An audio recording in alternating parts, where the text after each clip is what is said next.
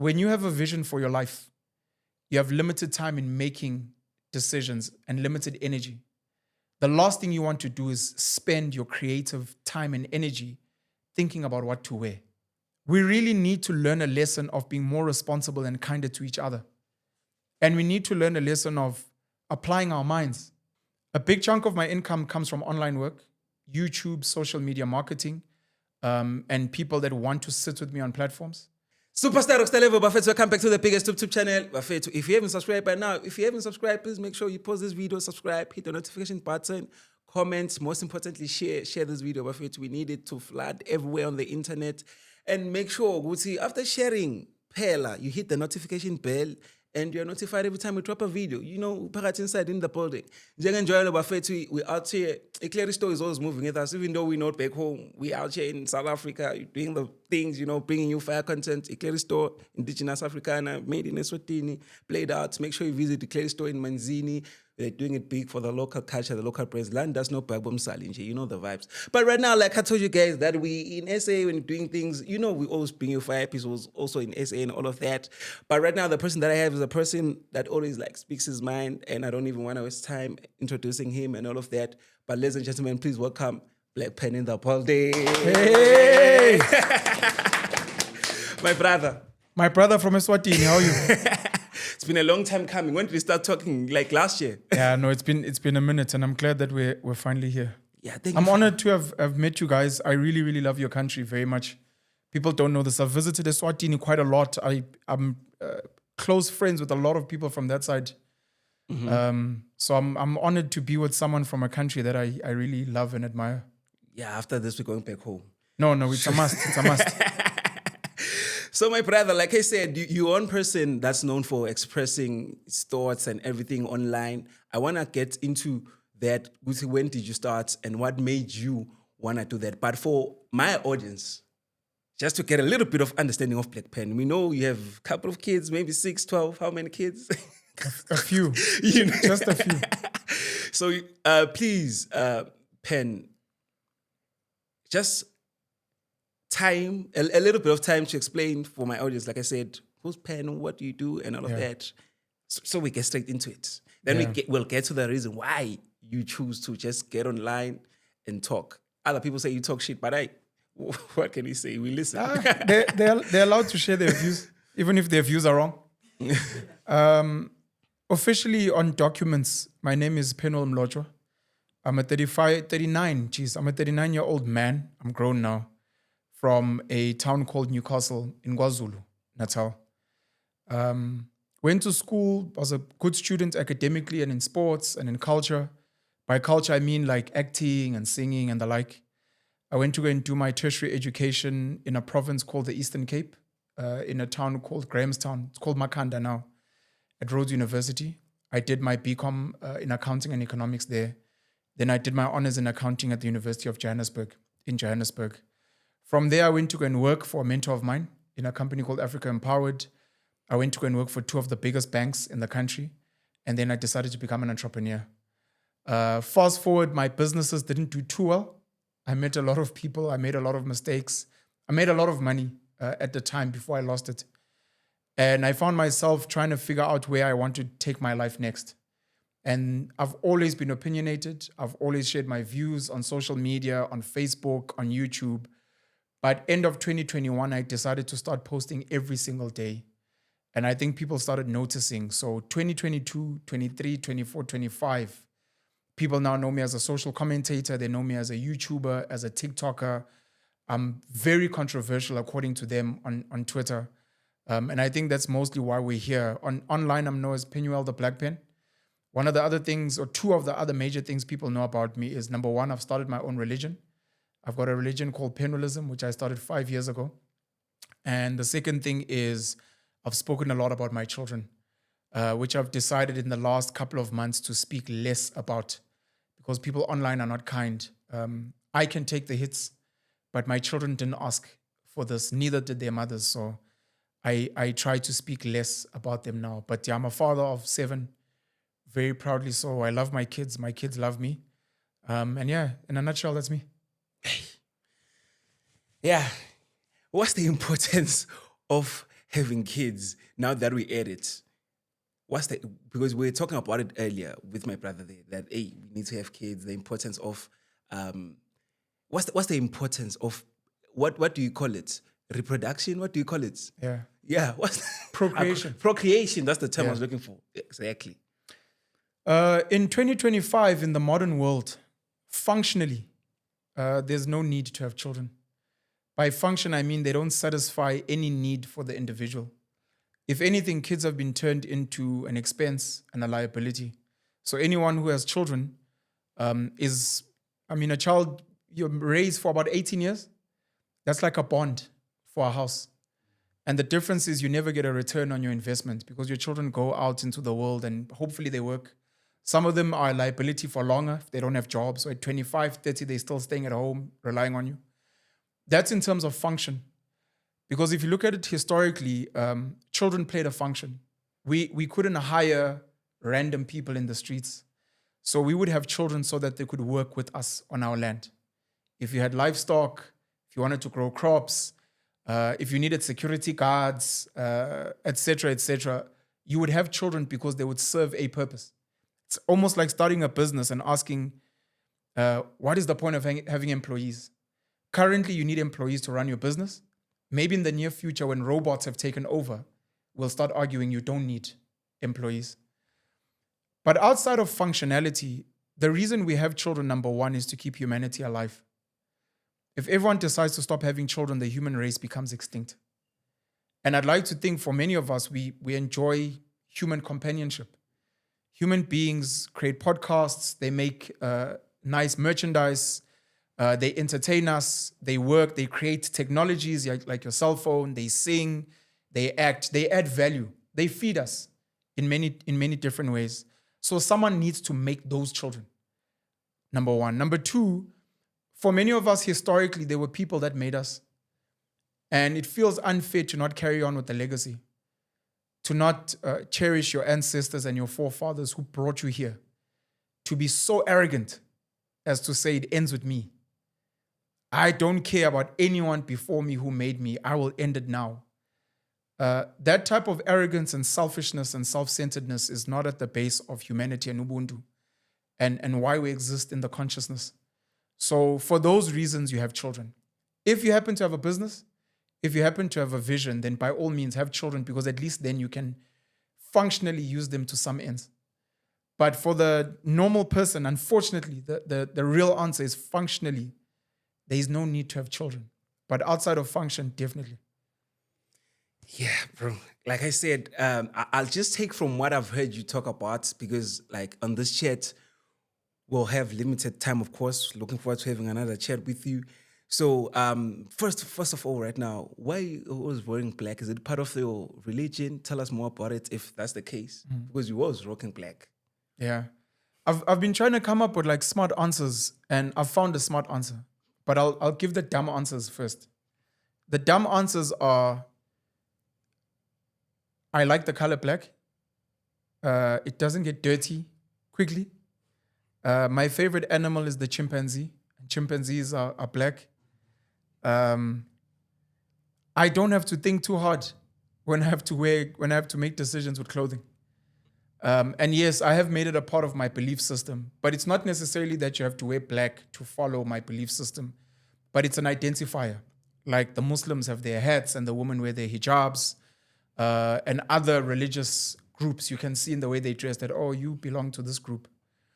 The smarter answer is this. Steve Jobs, Albert Einstein, Mark Zuckerberg, these are successful people, some of them billionaires, ascribe to something called decision fatigue. When you have a vision for your life, you have limited time in making decisions and limited energy. The last thing you want to do is spend your creative time and energy thinking about what to wear, thinking about what to eat, thinking about who's going to clean your house. So many successful people, many people with a vision automate a lot of their decisions. Whoever services their car does that. Whoever cooks their meals, whoever takes care of their children, whoever cleans their house, etc., they automate that. And part of the automation is the clothing. So those three guys that I made examples of generally would wear the same stuff.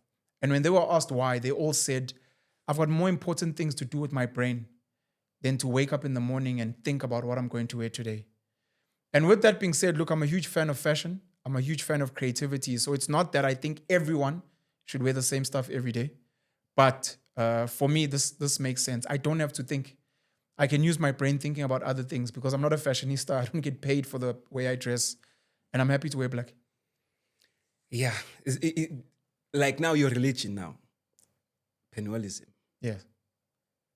Are we supposed to wear black? Like the master, what do we call you? The great prophet? No, I'm God. You're God. I'm God, yeah. Yeah.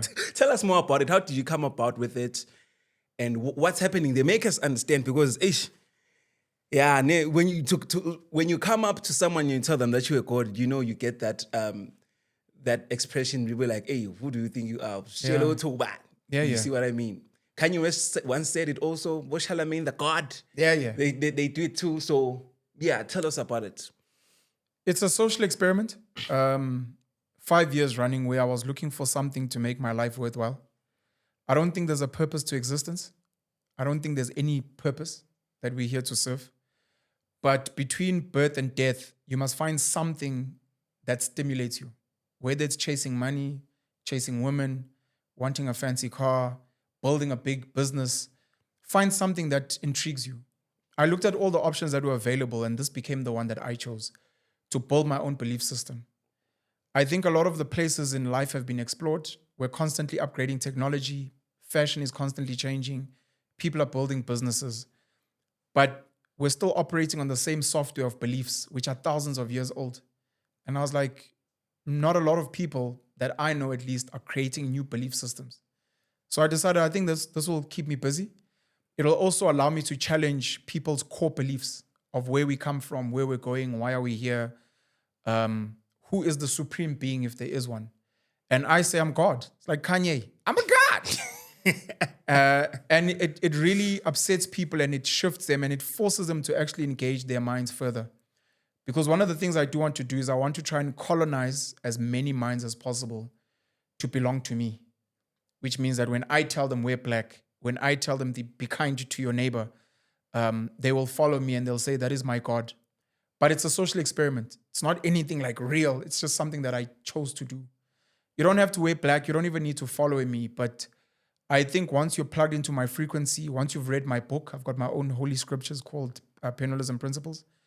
And once you allow me to start challenging some of your thoughts, I think you're already on your path of allowing me to teach and challenge. I mean, you look at Jesus. Jesus didn't say he was God, but he did say he is the Son of God. And some people say Jesus is God as well. He was around at a time where he was challenging beliefs because he was born of the Jewish faith. The Jewish faith was the main faith of his time. And he was like, but I'm God's son. And I'm here to preach peace and love. And he challenged the prophets. And he went to the temples and he said, you guys are not living the right way. And he hung out with people that were deemed unfavorable people in society. And he did charity work. And he became a hero for many. And for being rebellious, he was canceled. You know, we have cancel culture today. He was canceled in real time by being crucified on a cross. And he became a symbol for people that are like, we want to speak for truth and peace and love and not being forced into religious doctrine. So I think the work I'm doing is very similar to that. Tupac Shakur is another good example. Steve Biko is another good example of people that are just on earth to challenge mindsets and to try and teach people their worldviews of how to live. For a Newcastle boy, you are well-spoken, well-read, and well-educated. Where is it coming from? From being a typical Newcastle born to becoming Penuel, the black pen that everyone now knows and wants to listen to what he has to say in as far as everything that's happening in the country or maybe in the world. Sure. And after answering that, I'd like you to I'm curious to hearing your thoughts on the whole influencer thing, Alabuga situation. Okay. Newcastle people are smart, eh? By the way, I'm not like the most unique. I remember when Trevor Noah was overseas and the rest of the world was celebrating, you know, Trevor's so smart and He's so educated and so knowledgeable. And in my head, I'm like, look, Trevor Noah's incredibly brilliant, but there's a lot of brilliant South Africans. It's just maybe we don't export them enough. I'm saying this in the context of, being not only Newcastle, but I'm from Eswatini. Yeah. And, right now I'm here. Yeah, yeah. So I never went to I never had a rich family and all of that. So I'm saying, what was your formula, if there is, to being the Penuel, the black pen that everyone knows now? Yeah. Exactly. So Trevor Noah became something really special. And another good example is on and off richest man in the world, Elon Musk, also South African. Mm-hmm. This is to show you we actually have very talented people from normal places. The difference with me and other guys from Newcastle, the difference with Trevor Noah and Elon Musk and other people from South Africa is just making a decision. I will decide to read more. I will decide to educate myself. I will decide to put myself out there. That's the difference with me. And then you end up looking different. Hey, you're a boy from Eswatini. How you're like, hey, bro, there's a lot of really dope guys in Eswatini. I'm just one of the guys who is maybe visible and seen. And there's a term I learned yesterday called a Pathfinder. The person who actually sets the role, like let's say Moses, so that other people now want to know about Eswatini because of you. Mm-hmm. So it's just that for me. And look, I've got a unique background in that my mom is mixed race. Her mother is black, Zulu woman. Her father was an Indian man, a Muslim of faith. So that becomes unique. The second unique thing about me is my father was a leader just by nature. Great leader, very charismatic, a big risk taker, and very rebellious. My father lived by his own principles. Even if the whole world was going right, my father would go left and he didn't care.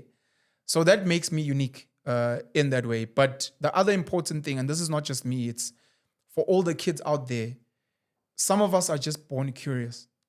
We just want to know. Why do you travel overseas? Why do you go to South Africa? Why do you try this thing? You're like, I want to know. Maybe other people are comfortable and there's something that's itching inside me. So it becomes that for me. And that took me on the path where I'm at now. The books I've read, the movies I've watched, the documentaries I've seen, the people I've met, it's all because I just genuinely want to know more. Where now any other boy from Newcastle, Eswatini, anywhere else, maybe they are just like me and you, but they may be not curious, or if they are curious, they are scared of taking the risk of going out there to explore. To your second question about Alabuga, man, and the influencers, first and foremost, I want to say the influencers, a lot of them or some of them, I'm not sure of the numbers, had their accounts taken down on TikTok, I think, and I think Instagram. They weren't taken down by the platforms. They weren't taken down by the government. They weren't taken down by some big company anywhere. They were taken down by ordinary people. Ordinary people watching them got angry and they went and they reported the accounts. And the accounts got removed. So when you think of the example I made of Jesus Christ, the people that were throwing rocks were the people that he's like trying to liberate. And after that, they come and they bash the influencers and they bash the digital agencies or the social media marketing agencies, and they bash the company Alabuga. As we record this today, there's no evidence that Alabuga is involved in any scams. There's no evidence that Alabuga is involved in any human trafficking. There's no evidence that the agencies that hired them were involving them in anything dodgy. What happened is there were rumors. What happened is there was gossip. And people went and they believed it. And they went and they crucified people that were just trying to help kids get jobs. There's a company in Russia that's trying to hire you. If you're interested, contact them here. And not only that, a lot of these influencers went to Russia to go and see. And they interviewed the kids that were there and they didn't see anything wrong. But the people that bashed the influencers, the reason we're speaking about them is because ordinary kids at home on their phone said, I don't like this guy, so I'm going to report him. And a lot of them did the same thing, and it became cancel culture, and their accounts got taken down. And we really need to learn a lesson of being more responsible and kinder to each other. And we need to learn a lesson of applying our minds. You know, the whole concept of me wanting to colonize people's minds is because people don't think. They allow AI to think for them. Meta AI, Gemini, Grok, DeepSeek, think for me. My brain is too lazy and too dumb to think. What do you think, influencer? Or I think you should, okay, cool. I'll do it. Should I drink this alcohol? Should I smoke this vape? Should I sleep with these girls? Because it's too much work to apply your mind. And in your stupidity, you become part of the mob. And you go and you stone someone. You go and you crucify someone. And then you realize later that that person was innocent. And there was someone that started the rumor, but you were there throwing the rocks. And that's essentially what's happened with the influencers. I feel sorry for them, but I hope that they learned a very important lesson as well. Or important lessons. Number one being, yes, they must vet better, which is difficult to do. But number two, don't read scripts. If there's one thing I don't do, but this is because of the way I move, I'm not going to read a script and tell you, guys, this is the best cell phone in the world. I don't know. If you give me a brand and you're like, tell everyone that this is the, I can't do that. I can say, guys, the company claims that they are the greatest. That's what I'll do. Because that's the truth. But you want me to lie and be like, guys, I used to have really bad skin. And ever since I used this product, now my skin, you're lying.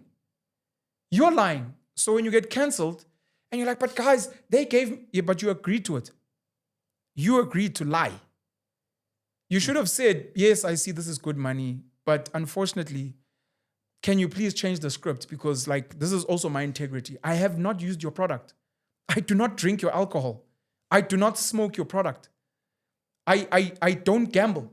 I'm around here telling kids, hey, join the sports betting, what? Do you bet on sports? Hey, dog, not really. But you're fine to go out there. Why? Like, it's the influencers and also the advertising agencies. Please write more authentic scripts. And stop lying to people, because when you get canceled, when you get fined, when you get sued, we're not going to feel sorry for you. So everyone in that value chain needed to just learn a lesson. But the biggest lesson for me is the public out there.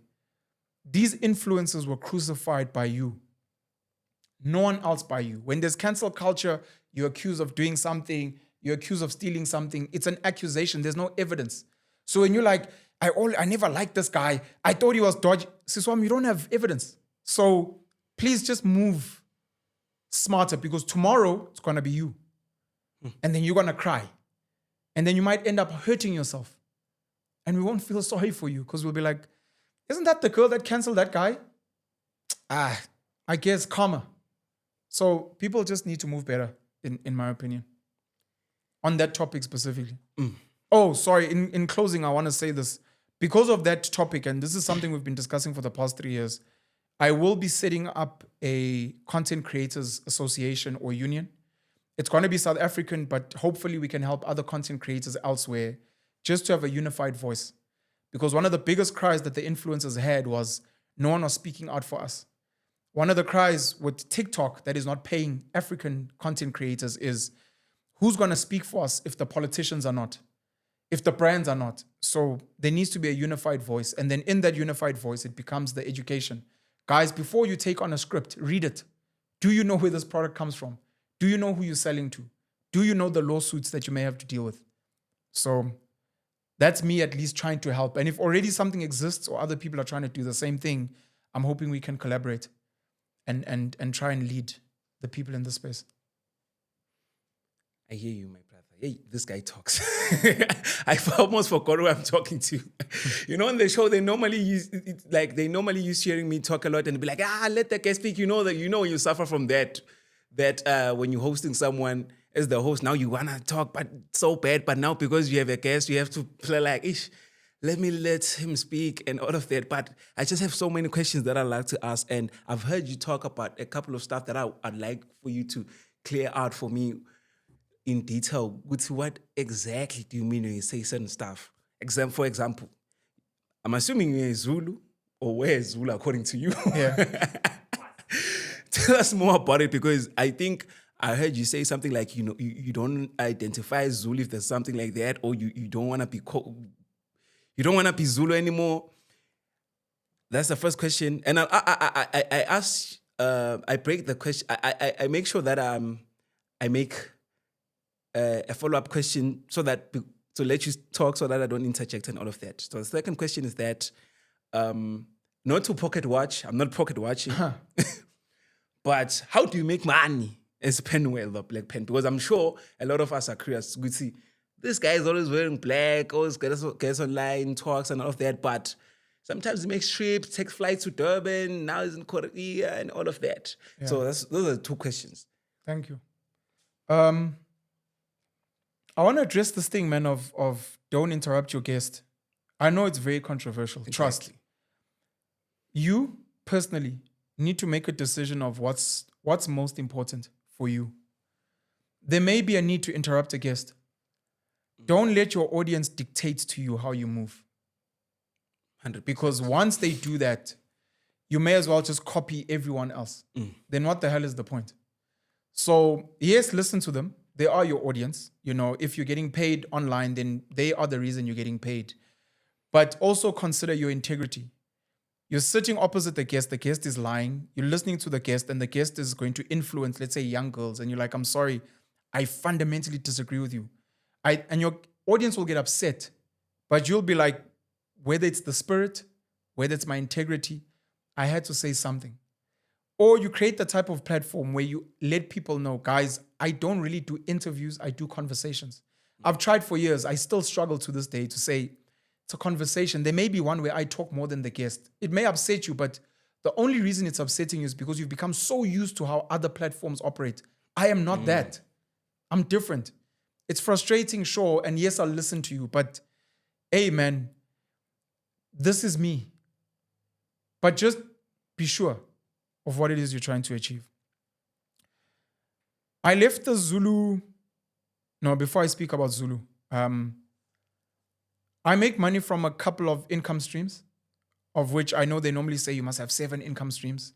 I think you should have 3, to be honest. The 7 is cute, but when you listen to millionaires and there are other income streams, the reality is they normally have 1 or 2, and the others normally come after they've become rich.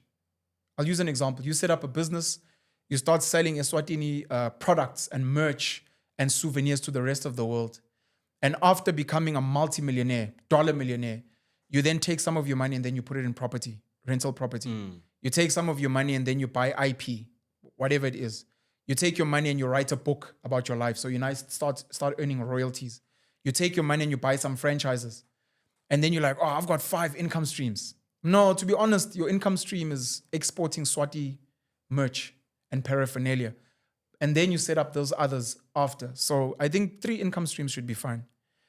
A big chunk of my income comes from online work, YouTube, social media marketing, and people that want to sit with me on platforms. Some of my money comes from speaking engagements when I get called. Some of my money comes from consults. So people organize meetings with me. They want to get business advice. They want to get personal advice.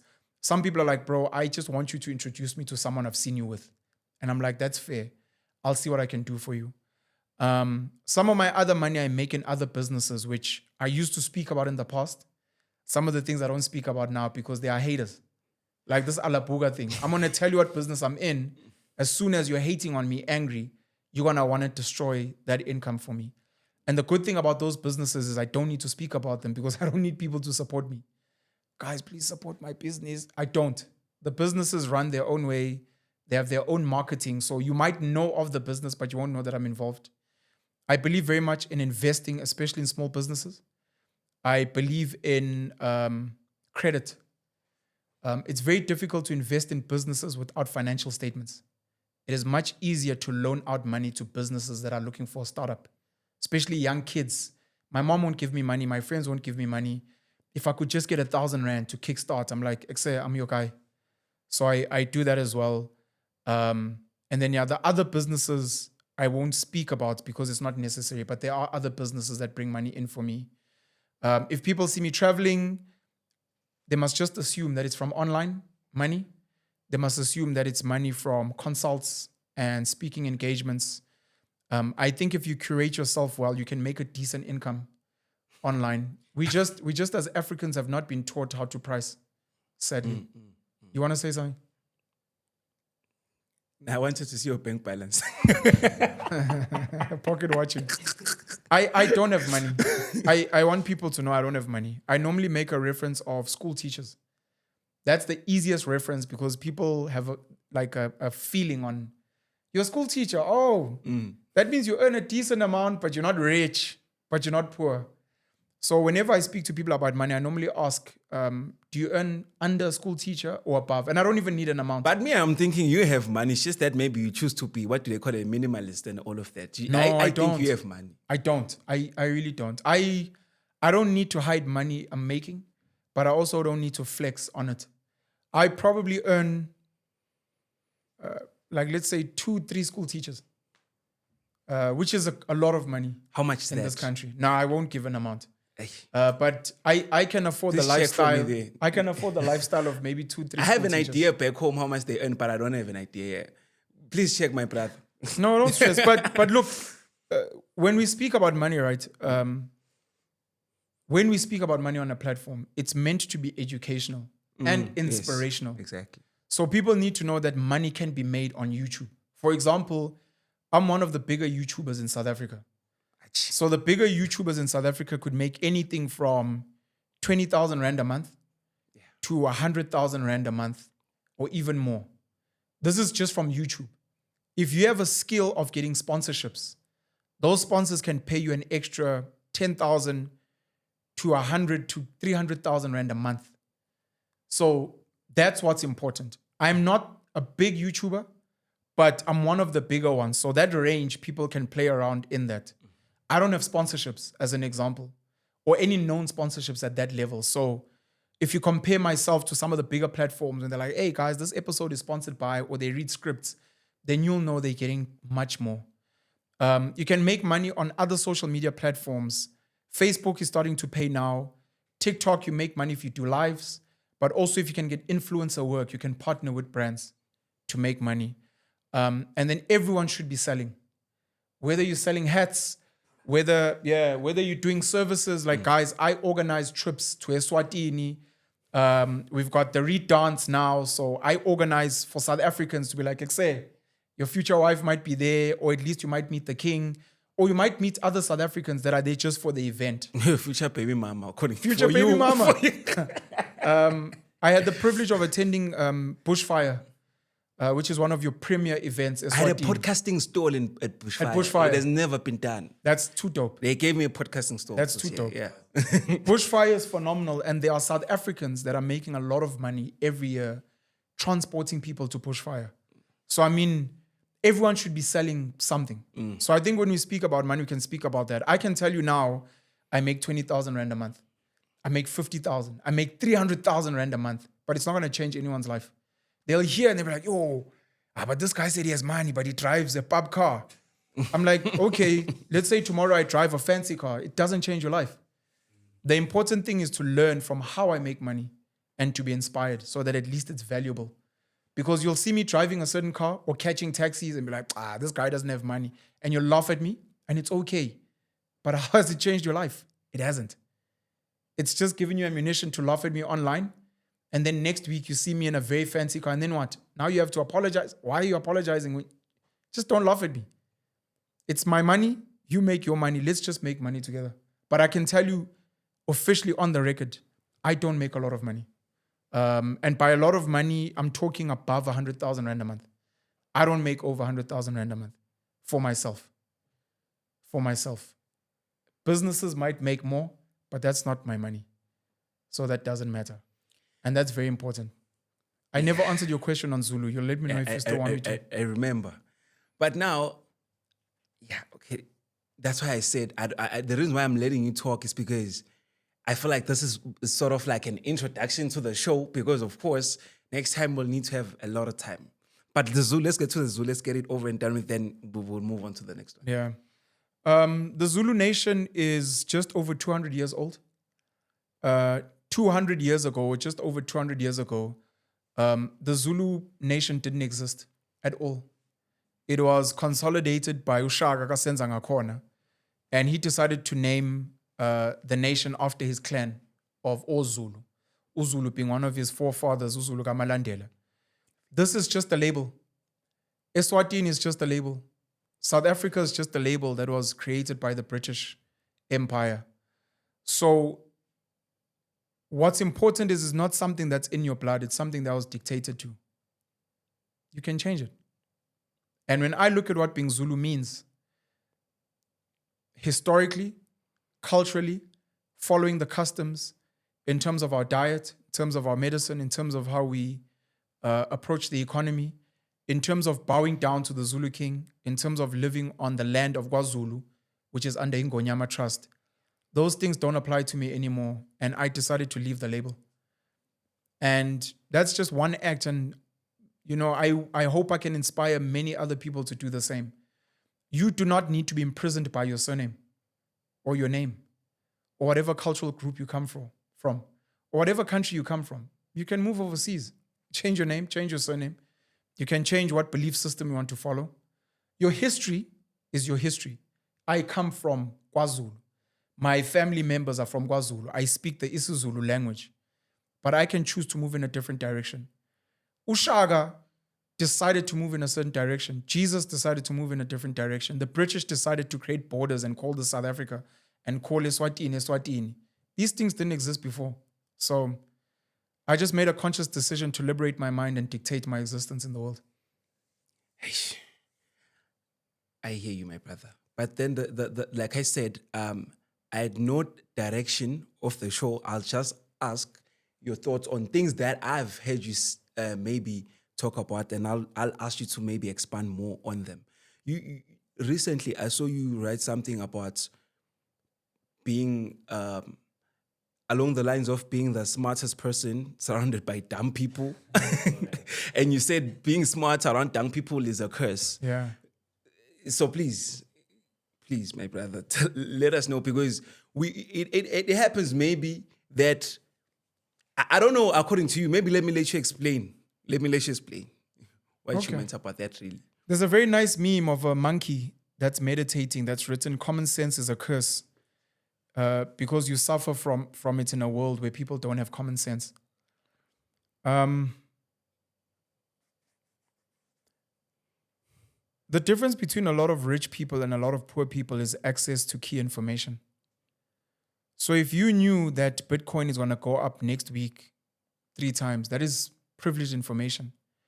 That information can make you rich.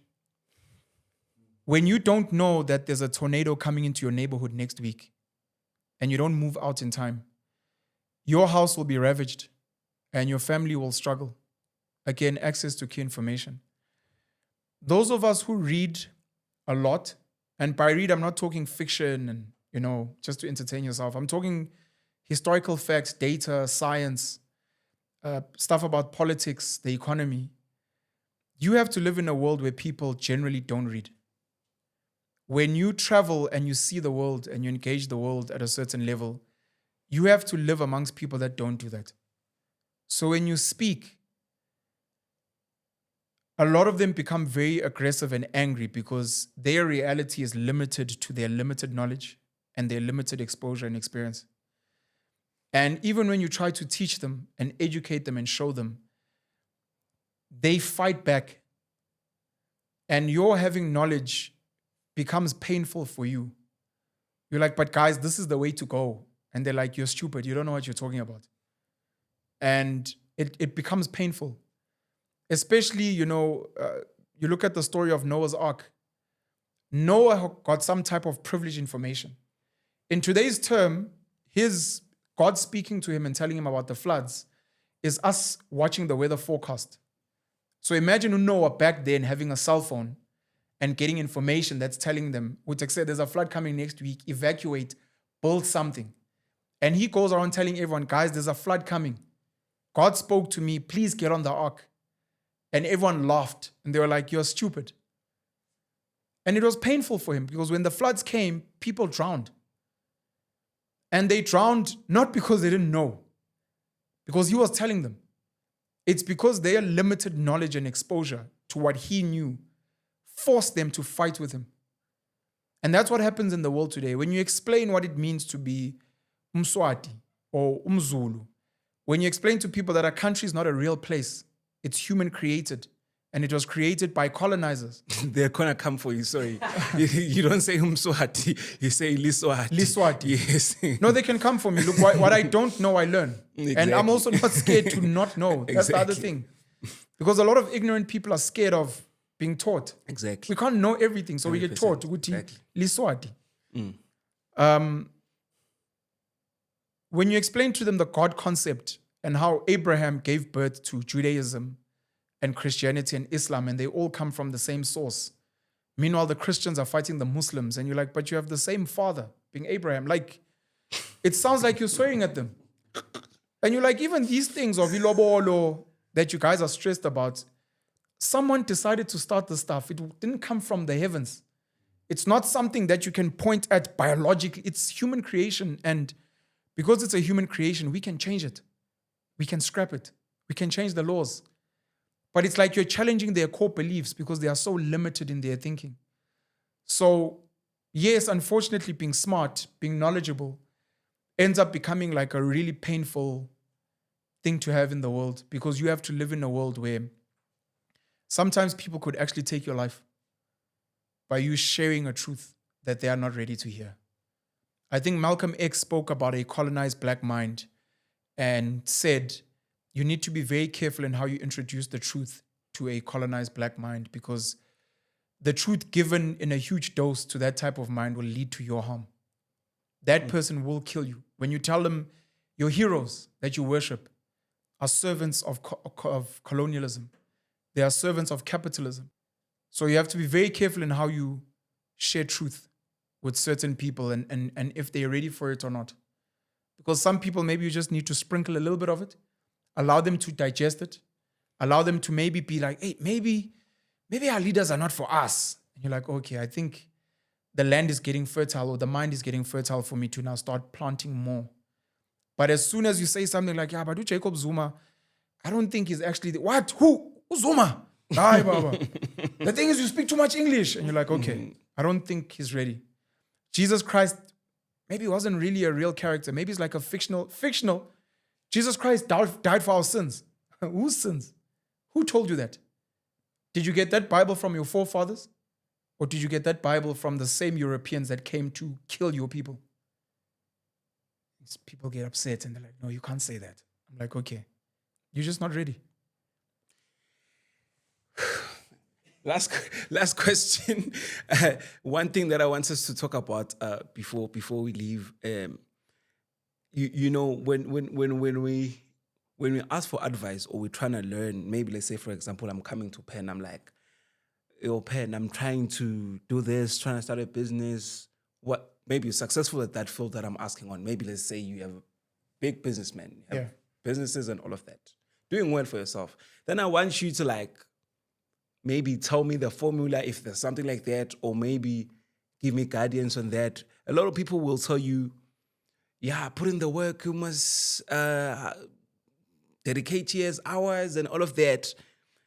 And the importance of networking, like you said, you hinted on it earlier that, yo, if I'm coming to you and I'm saying I want to be connected to a DJ Sbu, that's like me bypassing the system as opposed to like, of course, putting in the work to make so much noise in a way that DJ Sbu will sort of give me an ear because I'm already like making noise on the ground.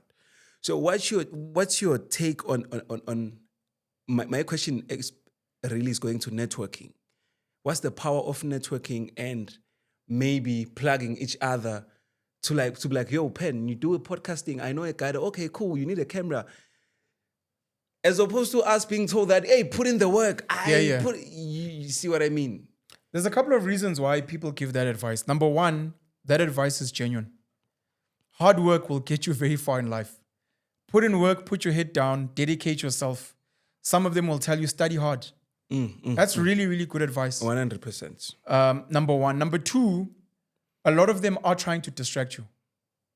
Now, they could be distracting you for two reasons. Number one, either they actually don't know. Their success, they didn't build. It was given to them. So they actually don't know what the formula is. If you look at some of our BEE beneficiaries in this country, some of them were given shares without building a business. So if you were to ask a black guy who was given 500 million rand in shares and is now sitting on a board, and you're like, hey, my man, what's the secret to success? Study hard, work hard. Because he actually doesn't know. He never built that business. The advice he's actually meant to give you is, hey, my man, I got this stuff as a gift because I'm politically connected. So maybe if you become politically connected and you're at the right place at the right time, and when people are looking to give away shares, then you can get shares and be rich like me. But they won't say that. And the question you're asking is, how do I build a big business? I see you very rich. Hey, just work hard, my young man. Work hard. Go to school one day. And then you find out, no, this guy didn't build this thing. That's the one reason they distract you. The second reason they distract you is because business, money, economics is not a friendly match. Africans have not learned this. Business is war. Currency is bullets. The Jews, the Muslims, the Chinese, the Americans, the Germans, they understand this, and Africans think businesses are friendly. We must compete. Hey, my man, put me on. No. If I put you on, that means I'm putting my children at a disadvantage because you're going to know something that they don't. And tomorrow when I need my children to become rich, they're going to be competing with you and your children. And I don't want that. So I'm not going to share real advice with you. Why would I do that? Why would I share my networks with you? So you can become rich. And part of the problem with sharing networks, and you see this with BEE as well in this country, sometimes you let people in, people that you like, people that you trust. As soon as they get in, they close the gates for you. And then you're like, oh, okay, I'll never do this again. Networking is powerful, and most people don't know what networking is. They think networking is going to an event and wearing a suit and having business cards. Hey, hi, I'm Pen. You know, I studied actuarial science at UCT. This is the business I run. Here's my business card. No. Networking is not that. Networking is connecting with human beings. It's actually what we call Ubuntu. How do I let you know of my skills that you might need, or someone that you know might need? And then I'd like to know your skills that I might need and that people might need. And that's not now a business card. That's me meeting you. How are you doing, my brother?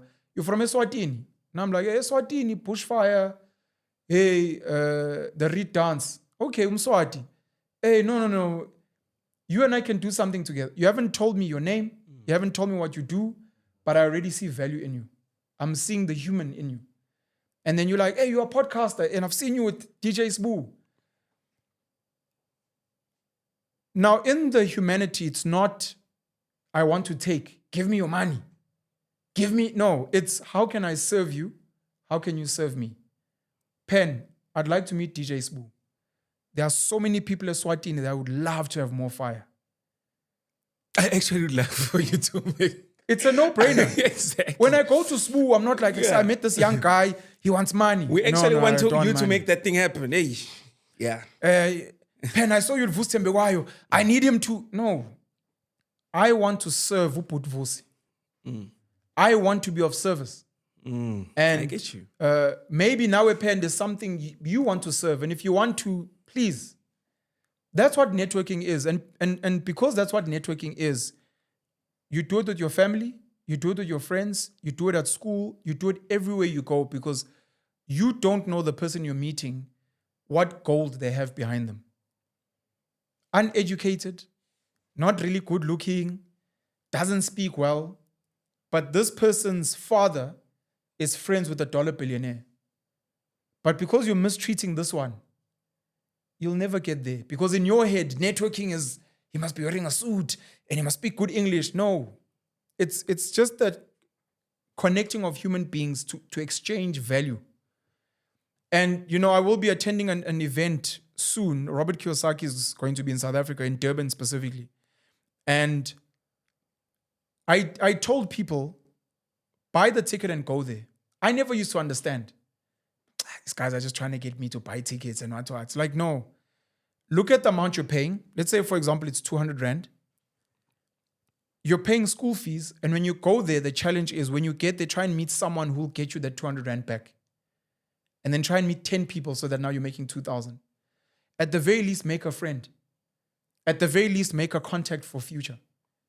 But if you're going to go to an event where there are talented people, then you don't know how to make money. It means you don't know how to sell your value and you don't know how to extract value from people. That's all. Because you're going to an event of business people, which means they already have money, which means you just need to go there and tell a story, and the money will come to you. but you must also go there to serve. What business do you run? I run this business. I don't have a business, but I want to help you grow your business. If I help you grow your business, I know that money is going to be made. And I know somewhere in there, I'm going to find a way to pay myself. That's all. DJ Sbu would like some more fire Swatini in these areas. DJ Sbu's like, hey, no problem, my man. Hey, it's nice to meet you, my man. We sell more fire for... And you're like, no problem. You go to Eswatini and you're like, oh, this is how much we're getting it for. I'd like to add 1 rand on every can. You didn't ask DJ Sbu for money? Exactly. You're telling these guys, I'm bringing you something you've asked for, and I'm only asking for 1 rand a can. You're paying yourself. Like, so that's the power of networking. But we use these big words, entrepreneurship and networking and business and economy. And these are just spiritual ways of moving. And once people can understand that, and once they can tap into that, I think then they start tapping into the power of what networking is meant to be. And the one thing that I've learned, because this is also something I had to learn over 20 years of my life, when I have something of value, I can't give it away because it cost me something to acquire it. It cost me a piece of my life. It cost me money. It cost me my time that I'll never get back. It cost me my reputation. So for me to just give it to someone I don't know, who I don't even know is a servant, who I don't know if they have value, is me doing a disservice to this piece of gold. Because when I introduce you to DJ Sbu and you disappoint him, Exactly. he comes back to me and he says, Pen, please don't ever introduce me to anyone again. If anything, Pen, please don't talk to me. And he blocks my number. True. He's like, these guys screwed me over. They brought people that came and they broke into our factory. So I need to be very careful with the value that I bring and to make sure that you understand the value and that you're also bringing value to the table so that when you start making that 1 rand, you're like, Pen, I'm making 1 rand, but I'd like you to get 30 cents from every 1 rand. And I'm like, my brother, if you feel that's fair and you don't mind, I'd be honored. Now we're making money together. Sbu's making money. The people of Eswatini who are selling are making money. You are making money. I'm making money. Why would I not want to help you further? Why would you not want to work with me further? Why would DJ Sbu not want to get to you personally? Why would we not want to come to Eswatini and expand and host activations? Because we all understand what we're doing here. We're all working to serve each other. But most people don't understand that it's all about me. I want to take. And then they lose those valuable contacts and they lose their reputation and no one wants to speak to them again. You're like, Pen can go jump. All the other people you're trying to meet know me. And they're like, except Pen, we spoke to this guy. I'm like, please don't speak to that guy. He's not trustworthy. And you don't understand why all the other doors are not opening as well. So like I said, it's spiritual. It's Ubuntu. It's humanity. Be of service, know your value, have a value add and know how to extract value as well. Yeah, 100%. So now, we don't have time left. So I'll just ask you, like, a lot of people I know, a lot of young people, maybe even older people that want to know how to get hold of you, one, and they want you to mentor them. Okay, how? No, let me scratch the get hold of you parts. The mentoring parts. A lot of people, I'm sure, I assume, want to be mentored by you. But now, out of curiosity, we'd like to know who mentored you. Like, who's one people that you've always looked up to, people that inspired Pen to be Pen today? Yeah. Just names, maybe, because we don't have enough time, just No names problem. of people that inspired Pen, mentored Pen, and maybe a little bit on the importance of mentorship. Yeah. So mentorship, like networking, is some fancy word, but it's just teachers. And when you've opened your mind up, you can get education from anywhere, to be fully honest. My mother was a very big teacher in my life. She mentored me for a big chunk of my life, especially in having a good heart and hard work. My mom is a really hard worker and she's managed to achieve some of the greatest things in her life as a small rural girl. She's traveled the world. Her children have become something that people speak about in a good light. My father was an amazing teacher for me indirectly because I avoid a lot of the bad things he did. But there are also a really lot of great things that he did. He was an amazing leader. He mentored a lot of boys, by the way. He owned football teams. He was very charismatic and a great storyteller. In the bigger world out there, most of my mentorship comes from people I've never met in my life. The books I've read, Robert Kiyosaki's Rich Dad, Poor Dad, George Orwell, 1984. Movies are very inspirational for me. I'll mention Avengers: Infinity War, but there's a lot of great business movies, The Social Network, Wall Street, Money Never Sleeps, The Wolf of Wall Street, etc. So I get mentored by people that have never met me. Rick Ross, as a hip hop artist, is someone that is huge inspiration to me when I listen to his music. I know other people reference people like Jay-Z as educating them, especially in terms of how to move economically, 50 Cent. In terms of business, back in Newcastle, one of the wealthiest families, the Jamaluddin family. Ahmed Jamaluddin is one of my mentors. Second generation from the Maponya family. Kulufelo Maponya is one of my mentors. For a period, I got some mentorship from Rob Hersoff. Third generation, very wealthy in South Africa. And these are just the ones I'm mentioning that are popular because there's a lot of other business people that I've met in various forms in my life.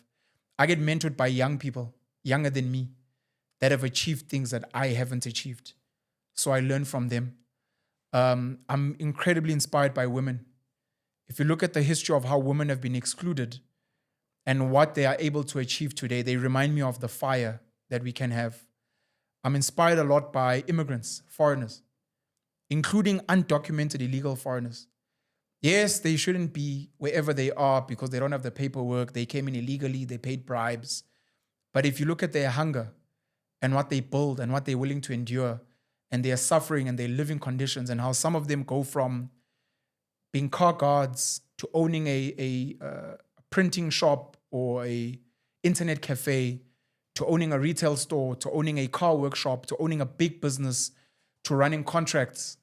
That type of mindset, bro. I get mentored. I mean, there's a young man now who, he doesn't know he's mentoring me. Ben, we don't have time. No problem. The name, please, of the young I won't man? mention his name. But he's mentoring me and he's doing phenomenal business work in KZN. So that's the power of mentorship for me. Just if you can open yourself up to understand that every space is a potential classroom and every person is a potential teacher, you will get mentored by people that you'll be surprised by. Penuel the Black Pen. My good sir. Thank you so much. Thank you so much. Thank you.